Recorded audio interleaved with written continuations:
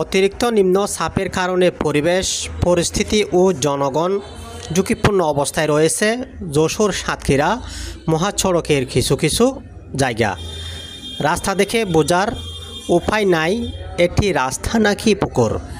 Satkhira highway road এ bug আজডা 0 point থেকে যশোরে পানির জলাবদ্ধতা থাকায় জনগণ অনেক ভোগান্তির শিকার হচ্ছে। যাত্রীবাহী বাসগুলো মারাত্মকভাবে ঝুঁকিপূর্ণ অবস্থায় চলাচল করছে। পানি নিষ্কাশনের ব্যবস্থা না থাকায় সাধারণ জনগণ অনেক বিপদের সম্মুখীন হচ্ছে। এতে করে যানবাহনগুলো অনেক ঝুঁকিপূর্ণ অবস্থায় চলাচল করছে বলে জানান স্থানীয় পথচারীরা।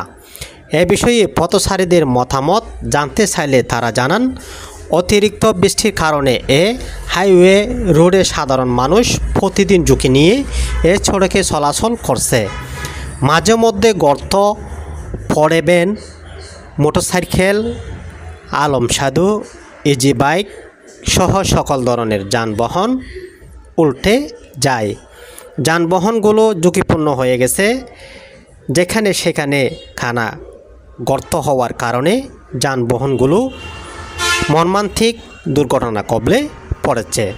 এ বিষয়ে যশোর সড়ক ও জনপথ বিভাগের সহকারী প্রকৌশলী মাহবুবুল খান জানান, মহাসড়কের বাগ আজডা অংশের উন্নয়ন বাজেট অনুমোদন দেওয়া হয়েছে।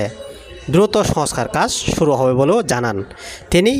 আরও জানান, পথচারীদের দুর্ভোগ আমরা বুঝি, এটাকে অগ্রাধিকার দিয়ে যেসব স্থানে বেশি সমস্যা সেই সব স্থান চিহ্নিত করে প্রাথমিকভাবে কার্পেটিংয়ের মাধ্যমে পথচারীদের চলাচলের উপযোগী করে দেওয়া হবে।